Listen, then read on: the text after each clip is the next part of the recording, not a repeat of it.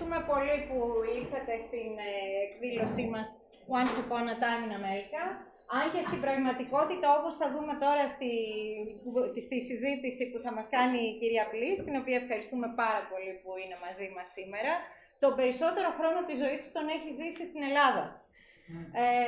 Ωστόσο, έχει να μας πει ενδιαφέροντα πράγματα για τα δρόμενα της εποχής εκείνης, για το πώς ήταν η λεγόμενη έτσι, εποχή που τη βλέπουμε πολύ ρομαντικά, με τους παλιούς συγγραφείς κλπ. Και θα δούμε ότι ορισμένα πράγματα δεν διαφέρουν και τόσο πολύ από αυτά που βλέπουμε σήμερα, για το πώς ζούσαν οι συγγραφείς, πώς ήταν το έργο τους, τι συνθήκες αντιμετώπιζαν κλπ.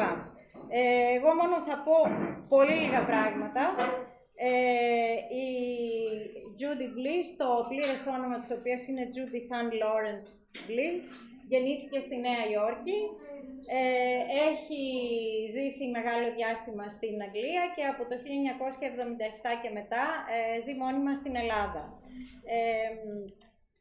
Το κυρίως έργο της, πέρα από την προώθηση του έργου του συζύγου της James Blish, ο οποίος έφυγε από τη ζωή πρόωρα, έχει να κάνει με εξώφυλλα. Είχε δηλαδή ασχοληθεί πολύ με εικονογράφηση εξωφύλων και υπάρχει στη Wikipedia και μια αρκετά μεγάλη εργογραφία, η οποία όμως δυστυχώς δεν είναι πάρα πολύ προσβάσιμη, γιατί τα περισσότερα από αυτά είναι περιοδικά ή ανθολογίες, οι οποίες αυτή τη στιγμή δεν είναι εύκολο να βρεθούν. Υποθέτω μπορεί να μας πει κάτι και για αυτά. Εδώ μένω, δεν θα πω τίποτε άλλο. Θα αφήσουμε την κυρία Blish, η οποία έχει τιμήσει πολλές εκδηλώσεις μας, να μιλήσει η ίδια. Ευχαριστώ πάρα πολύ. Μ' ακούτε όλοι? I'm going to have to speak English, I'm afraid, and I hope you can understand. But Christine will translate if you don't, so wave your hand if you don't. Okay? I'm glad to be here this evening, and thank you for the invitation. This is a story of my life in science fiction, which I sometimes think my life is science fiction. My mom taught me to read before I was 3 years old. She had to do something because I wouldn't leave her alone, and she had to work to support us. And what was she doing? She was writing for the magazines. First slide, please. This is the cover of one of the magazines she wrote for, which I still have. And it's very shabby. It's not beautiful, but that's the kind of story she wrote. My father, not to be outdone, decided he would be a writer too, and so he started to write detective stories, which someone has collected. So he was writing very hard-boiled detective stories. She was writing romances. I wasn't writing anything. I was reading stories because I had learned how to read. I asked all day, every possible hour, to be read a story, and I got Pinocchio and Aladdin and the Water Babies and Greek myths populated by people you may never have heard of: Ulysses, Diana, Mars, Jupiter. And there were all the enchanted princesses and wicked witches, castles and knights, red and white, Alice's adventures, jungle books, and red and blue and green fairy books. If it began with Once Upon a Time, you could go anywhere. And above all was The Wizard of Oz and all its sequels. Did you know there were 39 more books about Oz? 15 were by the same author, and then other people took it over. Dorothy commutes back and forth from Oz to Kansas. She has a magic picture that shows events in present time at her wish, D-La-D and iPad. There are robots like TikTok, the Clockwork Man, and cyborgs like the Wheelers.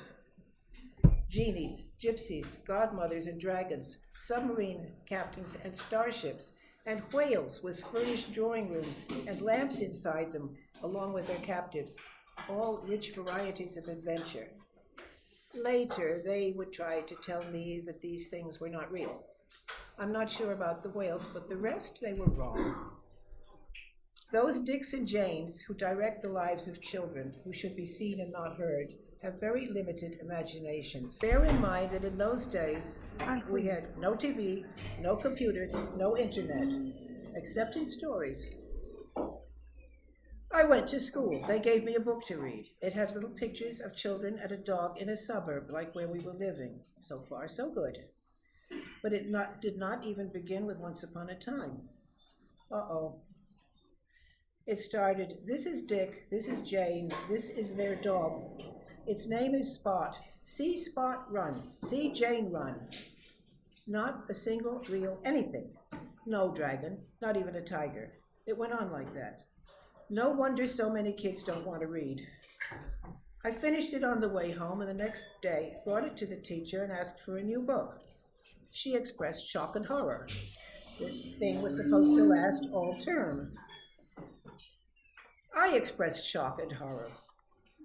She moved me a whole year forward into a classroom where my cherished alphabet had been transformed. My dear familiar I had now been rechristened 1. The chubby little B had lost its support and turned into a creepy little 3. The others had grown curly tails and antennae and extra feet. In short, the alphabet, which formed words of magic, had been transformed into a lot of scorpions who conducted very questionable relationships with one another, adding and subtracting and multiplicating and divining and who knew what. I never did catch up. As you see, my taste was firmly established before I was 6. Tom Sawyer and other kiddie books occupied my eyes and attention at a shallow level, like veggie burgers or labels on cereal. For the next years, I was transferred from school to school, sometimes village schools, sometimes boarding schools, and I went on reading. It never occurred to me to write. I wanted to draw. I was going to be an artist. I was sure of that. At 14, I returned to New York to live. No more boarding schools. A rich man in the United States had established free lending libraries everywhere. Have you noticed how rare are good rich men?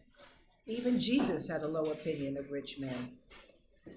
As to rich women, good or bad, I can't recall a single fairy or folktale with any one of those. But this splendid fellow, Andrew Carnegie, gifted generations of Americans with free reading. Even school kids could join the public library. You could only borrow 5 books, so I had to go every day or 2, and my card was used up within a month. I read everything I could reach in our local library, and then grew another inch. And one day I noticed a shelf I had missed. I pulled out something called The World of Null A by A.E. Van Vogt, which, quote, incorporates concepts from Korzybski's General Semantics. If it had said that on its cover, I don't think I would have opened it. A man anxiously awaits a test by a machine to see if he qualifies to join the upper class defined by superior mental abilities in a perfect earth. But he finds that his memories are false. In his quest for truth, he discovers that he contains extra bodies which were planted in him by humans from outside the solar system on a mission to conquer Earth and Venus, who are masters of non-Aristotelian logic. When he has been trained, he can perform telekinesis. I hadn't a clue about Aristotelian logic, but anybody who was fighting it off had to be a good guy. I never heard of semantics, much less a general. But wow, this was the first science fiction novel published after World War II and was a tremendous success in its time, winning literary awards and inspiring France to start publishing science fiction. And inspiring comments quoted on the paperback edition, like, without doubt, one of the most exciting, continuously complex, and richly patterned science fiction novels ever written. And one of those once-in-a-decade classics. Years later, Damon Knight criticized it brutally. Far from being a classic by any reasonable standard, The World of Null A is one of the worst allegedly adult science fiction stories ever published. On the other hand, what could be better designed to attract a reading kid than a protagonist discovering his or her superintelligence, who could become all-powerful? Hope for us nerds in glasses. All I knew of Aristotle was how to spell it. All I knew of logic was pretty much the same. And I found this to be an eye-opening, transcendental revelation. Interstellar empires, galactic societies, fighting back the nasty dominators with your mind. Oh, how far from Dick and Jane, Tom Sawyer, and even Macbeth. You people who grew up with Star Trek and Star Wars cannot imagine what it was like. The only rockets we knew were the ones Hitler had sent to London. Spaceships were a theme for little toys you found in cereal, or at best cartoon movies or comics. So I have never dared go back and look at that book because it's one of my sacred memories. I galloped through all the science fiction on the library shelf. My mother, in a frantic effort to divert me from junk literature, endowed me with H.G. Wells, Olaf Stapleton, Lord Dunsany. The difference between fantasy and science fiction was vague at best. I was gorging too on Heinlein and Bradbury, Asimov, Sturgeon, Kuttner. Some of you know these names, some of you won't. The pulp magazines of the 30s and 40s were regarded as very low class by the literary elite, but they were popular. I'd never seen science fiction magazines, which were basically pulps on smaller paper. So they escaped my radar while I was devouring the books. And so it was that I exhausted the library. When I entered university, there was little time for anything but intense education, classes from 9 in the morning to 10 at night, and a true romance of my own to attend to, and my attention was elsewhere.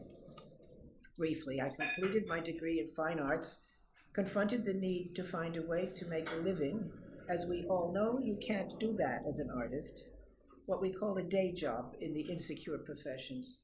I qualified as a teacher of art.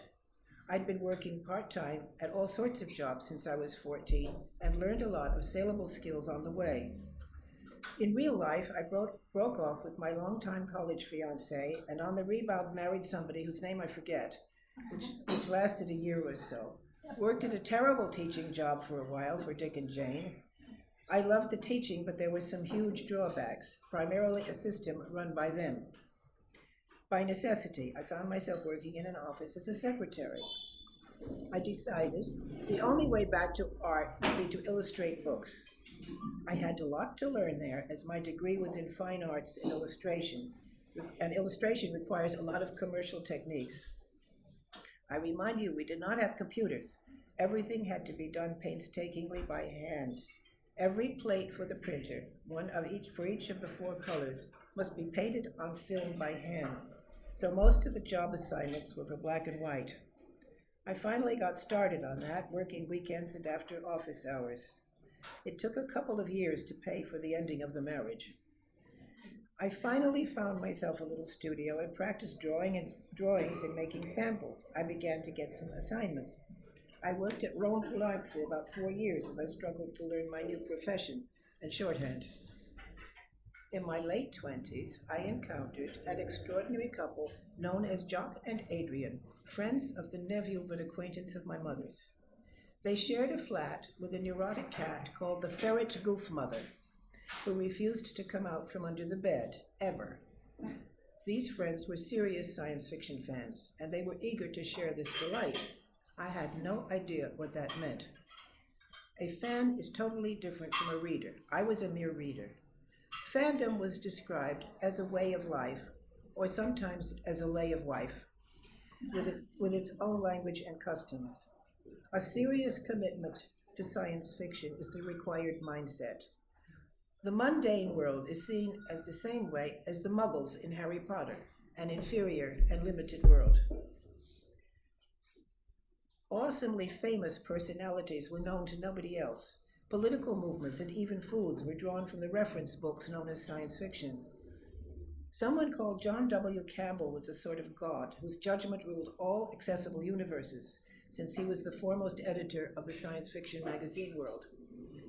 People would mention something that had been said last week by, say, Isaac Asimov, claiming to have heard the very words spoken by the very lips of the prophet himself. How come? Oh, we were both at CCon. What?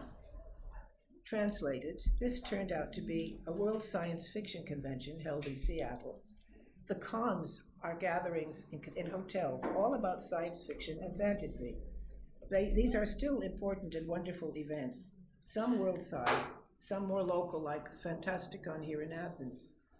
Mostly, they are all about science fiction and fantasy, but even back then, they included some subgenres like the Society for Creative Anachronism, medievalists who hold real tournaments dressed in real armor, and of all things, the Association for Higher Criticism, a group of fans of the Regency romances of George Heyer. There are costume competitions, art shows, displays of books, booksellers' stalls, performances rehearsed and spontaneous, many more offshoots specializing in genres like horror, space travel, time travel, and theoretical physics.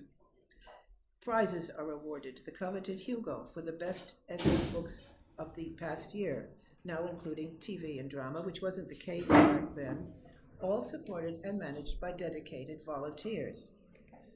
Some convention events are devoted to technical discussion of possible forms of the faster-than-light drive, and others to the vexing question of how the female characters depicted in the magazines managed to retain their brass breastplates in low gravity. Slide, please. 3.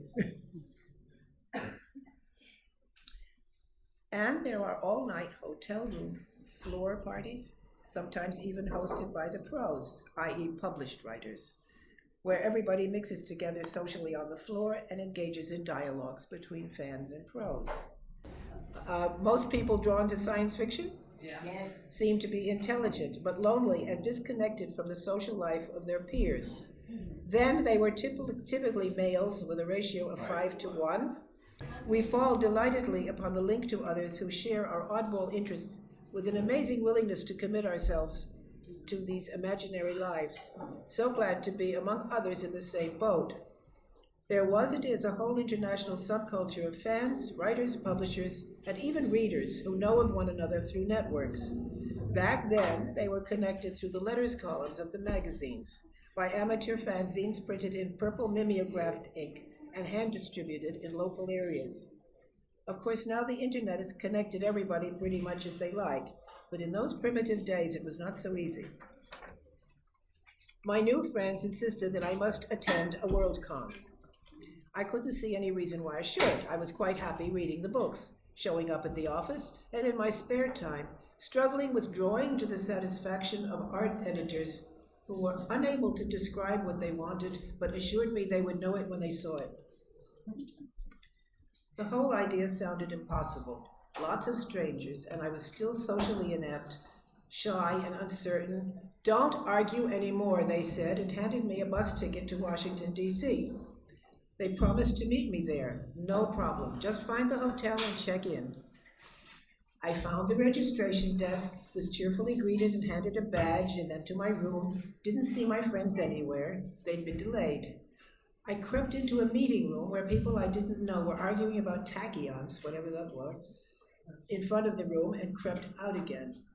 600 people attended that convention, and they all seemed to be roaming around and greeting friends. Somehow I ended up sitting on the floor outside of a packed room and wondering what I was doing there. A small young man with a friendly face flopped down beside me and said hi. He was easy to talk to. He knew my friends well, so that was okay. He was a writer I had not heard of, which did not bother him. He came from California and was working on books connected with a well-known TV action series. One thing led to another, and we spent a very happy weekend together. He introduced me to BTFs, big-time fans, as well as pros, and I was suddenly partying with Asimov and Fritz Leiber and Fred Pohl, and I didn't know many others, but I would. Meanwhile, the guest of honor, Will Jenkins, who writes under the name Murray Leinster, was wandering the hotel looking for a party, not knowing anybody either. Of course, he'd have been welcome at any party. The fans were too shy to impose on him, and he was too shy to speak up. Typical. I had been warned that there would be a costume competition, and as I must house sit in a country cottage for a month, I passed the time sewing feathers one by one on leotards and building wings and a mask. Nobody would see me in that outfit, thank goodness. As Adrian and I were dressing, a girl wandered by and remarked wistfully that she hadn't had time to make a costume. I I had extra feathers and started tacking them on her very small underwear. And I was told not so many, and she ended up with 3. I finally got the idea. Minimal coverage was what was expected from a femme fan's convention costume, or brass breastplates. Well, she got a lot of attention. That's right. That was my costume. I thought vaguely that I was an extraterrestrial ambassador of some kind, but they decided I had to have a prize. There was a lot of consultation. They told me what I was. I got the prize for being the most authentic. I still don't know what it was, but let me get it out of here. My prize. There is my prize. With a medallion of Athena, and it was awarded to me by famous monsters of filmland. I didn't even know that till yesterday. Anyway, I was very happy with my swain. By Sunday, I was floating in a whole nother world, running on a 20-hour clock, filled with weird and wonderful people and wizards and witches, friendly lions and tigers and bears, and robots. I felt welcome for the first time in my life, and I sure didn't want to go back to the office. I think somebody offered to drive us back to New York. I had to say a reluctant goodbye to my attendant hobbit, as he was generally called. I don't remember how many days it took me to come down from that high. The next one would be a whole year off. Laughing, my friend said there was a con in Philadelphia that weekend. I immediately registered. There were some of the same and other writers there, and I ended up chatting with James Blish himself. When I climbed aboard the Greyhound bus to go home, James Blish was already there waiting for me. I was astounded. We talked about this and that. He too had started off in the pulp magazines. Quite by chance, I kept asking him if he remembered this or that story, and strangely, most of the ones I remembered were his. A complete coincidence. Surface tension, common time, cities in flight. He observed that readers hardly ever notice the names of authors unless they have to, and was flattered. He seemed unwell to me, and indeed he was. As a science fiction person, he was, of course, unusual.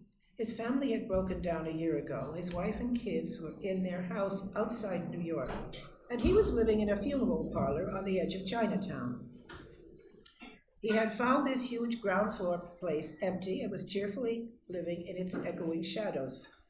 He had a day job. He was writing public relations material for a large agency for the tobacco industry, defending it against the research about smoking. He said, all it proves is that mice shouldn't smoke.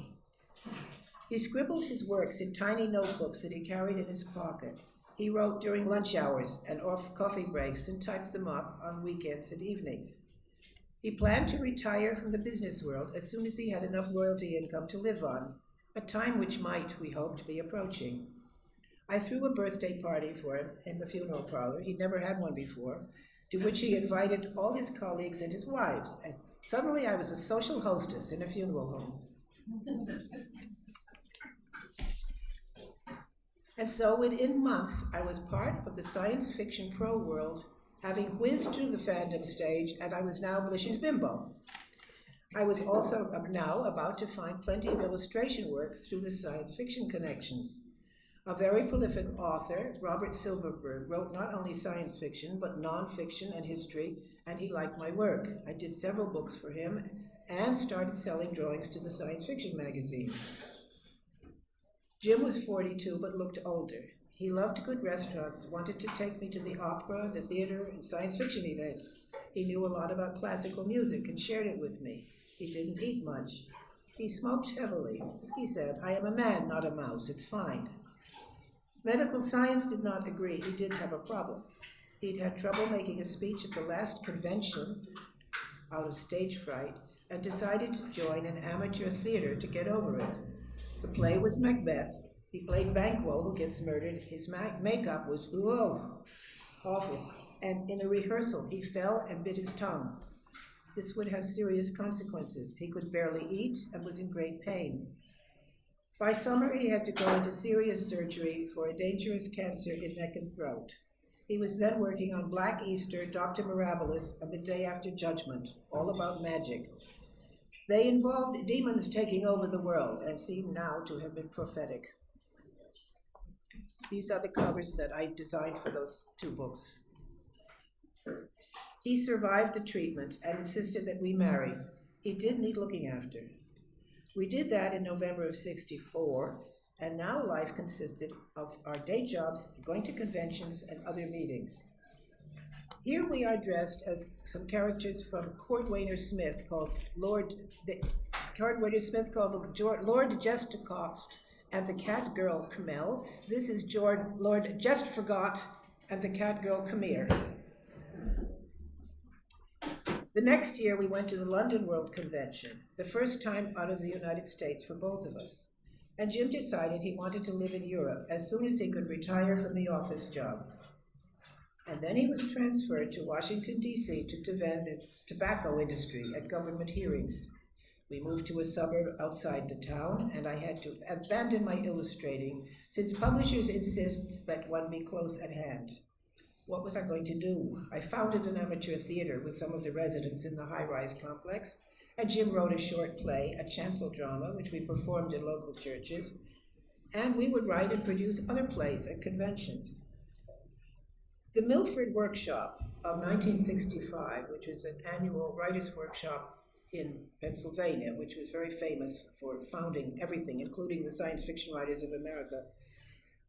But it was memorable in '65 because the charismatic young writer Harlan Ellison came bouncing in from Hollywood, where he was doing stories and scripts, and enthusiastically announced that a fellow called Roddenberry was about to produce a TV series that was really science fiction, not the foolishness that claimed to be, and was soliciting scripts from real science fiction writers. As it turned out, very few fiction writers were able to make the transition to television scripts. Harlan was noticeably one who could. The rest is history. Just as we were moving back to New York a year later, Bantam Books offered Jim a contract to write stories based on the shooting scripts of the shows. It was an offer he could not refuse. Really good money. And he thought it was a worthy project to introduce science fiction to a whole younger generation. It was more of a challenge than it sounds, because the scripts were not always what had actually been produced. And worse, they didn't always make much sense to read. We found a dear old house in Brooklyn, which inspired a couple of stories and this portrait of us.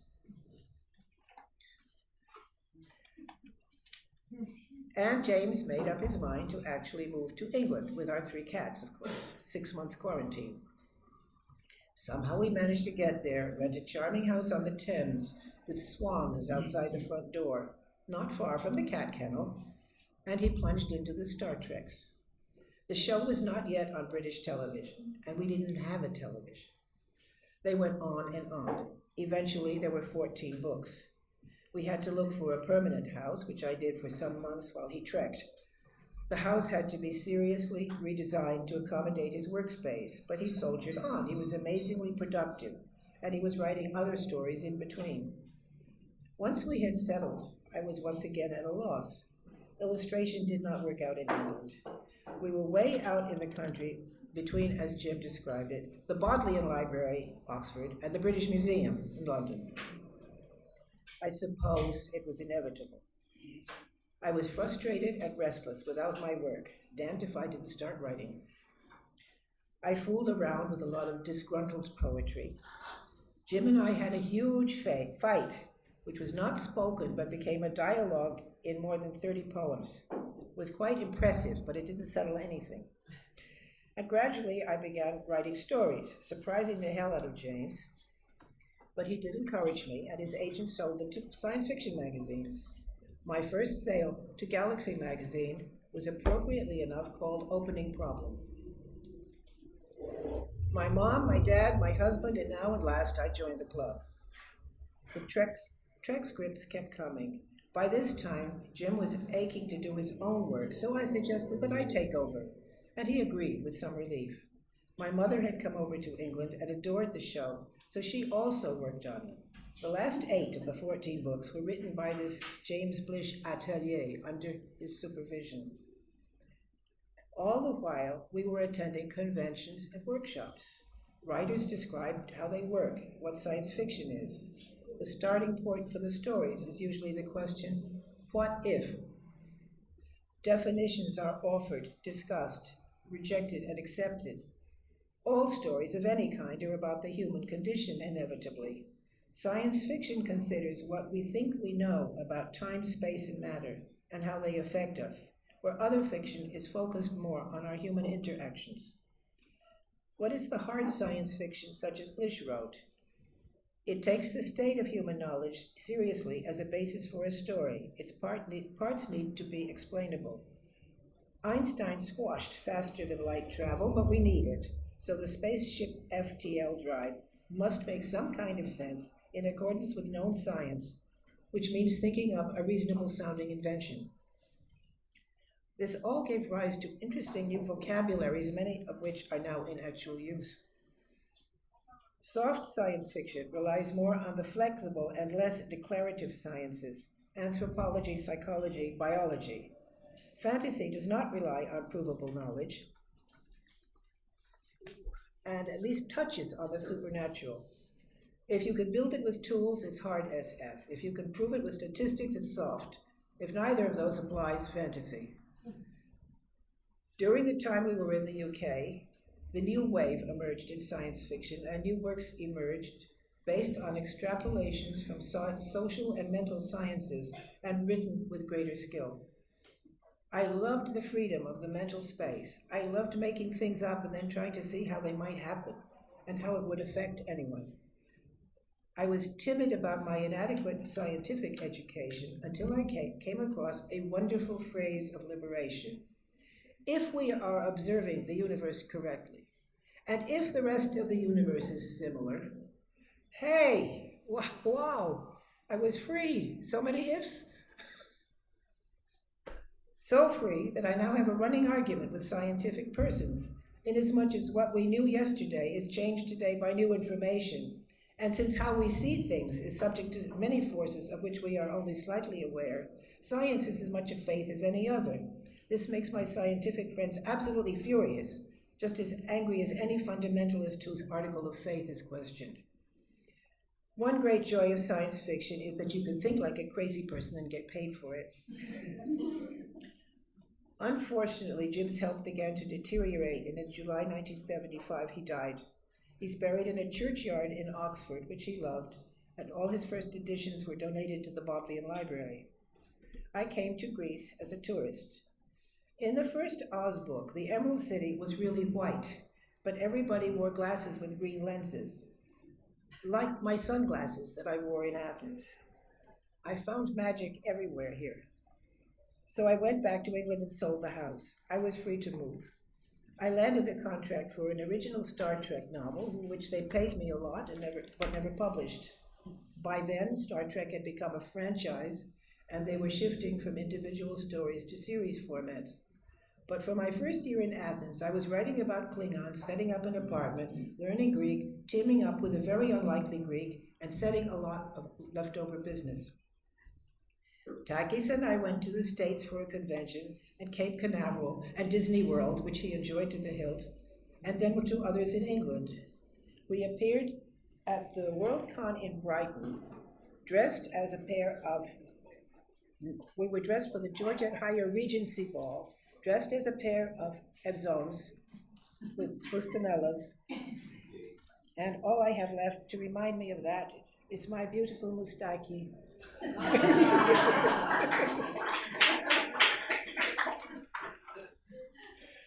As we strolled through Brighton, enjoying the stairs, we heard behind us from a group of youths, "Boostis."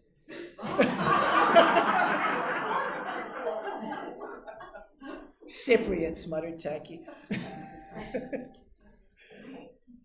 When agents stopped bothering about placing short stories in the few surviving magazines, I gradually fell out of touch with the markets and wrote for the Athenian magazines and others, contributed to and wrote a lot of guidebooks edited and translated for Greek writers.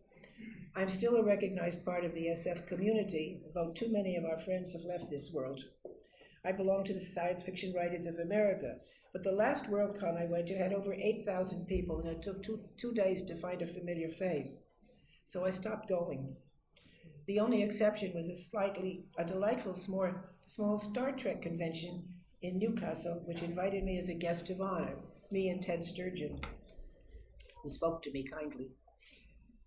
However, as the sun sets slowly in the west and the long shadows reach for our throats, I would like to announce that an American publisher has tracked me down, and a collection of my stories, published and unpublished, will be available in December. The cover is still in progress, but it will be something like this. It's a very mixed collection, everything from an ancient Greek myth to far future space travel.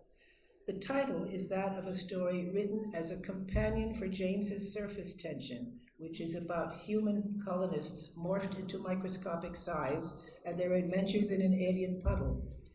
When I observed the same creatures in a microscope, I did not see them the same way he did. So I have written that story from their point of view, strictly according to the parameters he set, but with a very different take. And my next one after that will be this, and an autobiography. Thank you.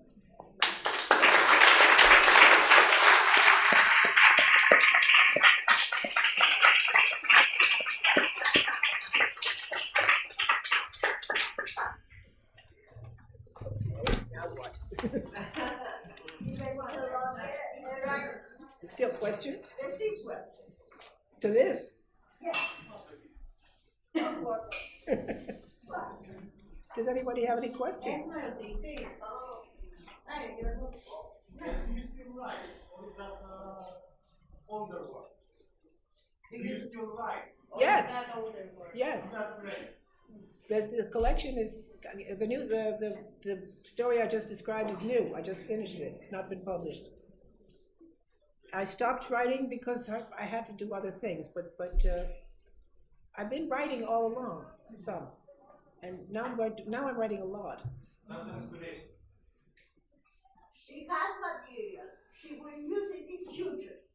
Oh Right? yes. Oh yes. Oh, yes. Okay, tell it. I have lots. Any other questions? Who was Pattis? The Greek guy? The Greek guy, yeah. Was he a writer? No. Okay. No. Just a And he didn't speak English. Okay. And we were together for 42 years.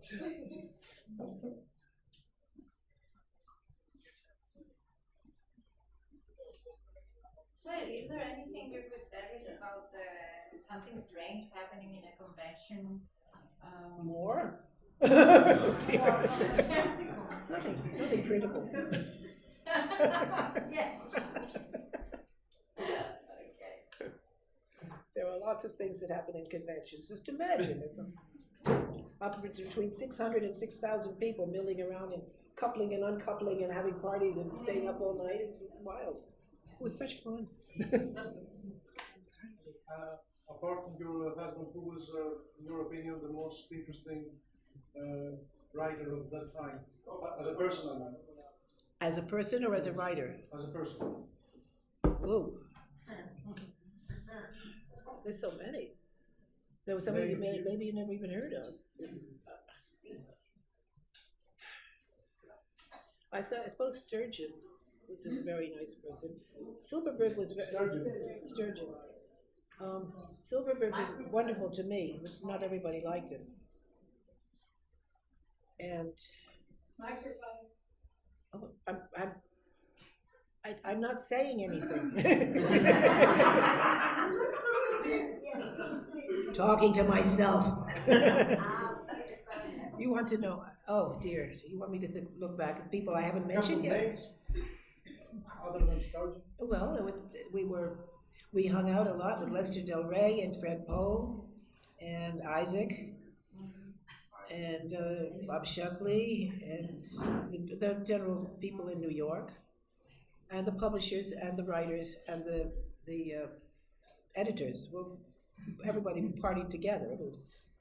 And there were lots and lots of meetings, not only conventions, there were monthly meetings of the science fiction groups.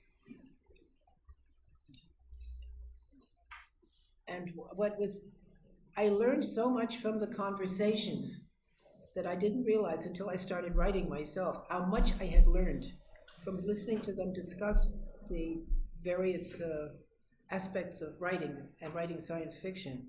And then there were those Milford conventions, which Damon Knight ran, and there were all these marvelous people that came to that.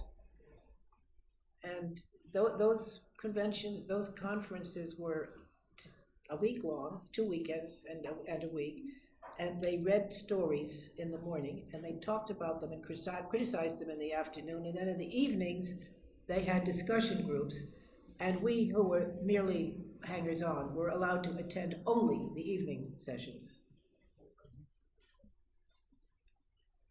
But it was very educational, and one of the things they did in the evening sessions, which might amuse you, everybody was so tired from working so hard and so much intellectual effort that they kind of started a group of silly jokes, cow jokes, pig jokes. And I remember you were supposed to think of, what is the cow's favorite book? Omu, of course. What does a pig write with? Pen and oink.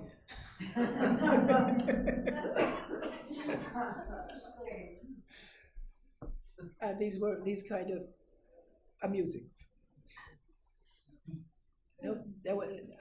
I could write a whole book about this adventure, but I wasn't supposed to talk for more than 40 minutes. What about women in science fiction and fantasy? They emerged in the new wave. Suddenly, there were new women coming out. I was in a list of a whole lot of them, which amazed me. Somebody had my name there with all these people like Joanna Russ, and Ursula Le Guin, of course. And there were so many of them. I'm stuck to make a list of names. If I'd known I would be asked, I would have done that, but I didn't. And you try remembering something that was 50 years ago and who was there at the party. It gets easier as the Alzheimer's takes over. You reckon? 15, but nothing in between. Sorry, can I ask a question? You made a connection earlier in your speech about the relation between science and science fiction, about the actual scientific discoveries. Mm-hmm. Today, that science is, a superficial knowledge of it is, you can be found by pushing a button in the internet. Does this make the job of actually writing science fiction more difficult? No. The story is the thing. It's always the story. If you've got the story, the setting, the thing about science fiction is that the setting of the story affects the story more than it usually does in other fiction.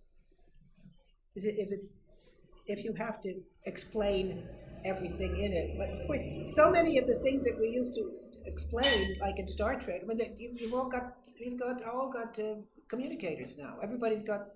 The things that we were talking about then are now real. And my husband was right, because Star Trek did introduce a whole younger generation, and they believed everything they saw in Star Trek, and they went and made it.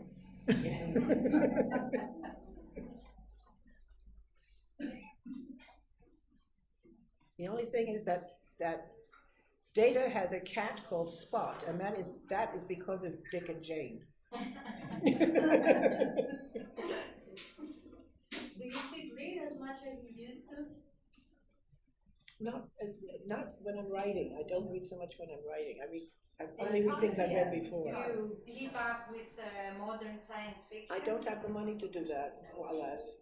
I try, but it's very expensive to keep buying books. But is there any modern science fiction, or is it really a remake of what was done 40 years ago that was at that time? There were whole swathes of types of science fiction like cyberpunk, which I don't know very much about, but they're new.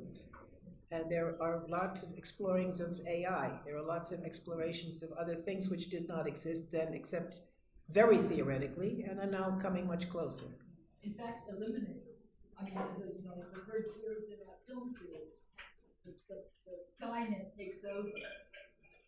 And that's frightening, because that's what we're looking at now, isn't it? Yeah.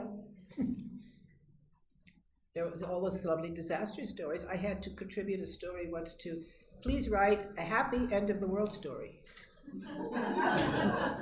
that was the collection was for, this anthology. So he collected these stories, and we contributed, and I found it very interesting, because at that time I did not believe that the human race would survive, but I did find some who might. The termites, who cannot breathe our air and cannot eat earth food, and I postulate that they were migrants from Venus, and they settled here, and they're very content with the mess we made.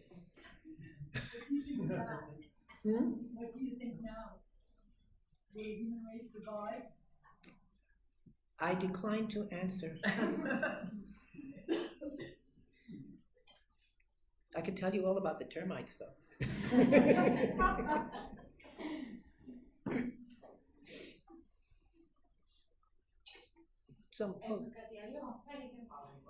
Do you have a favorite Star Trek book or an episode?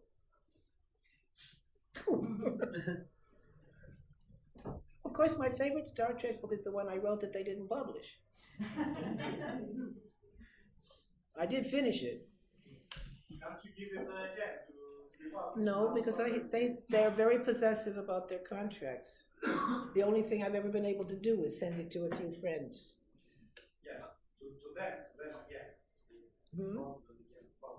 No, not to publish. It cannot be published because it's sewed up. They own the rights to those characters.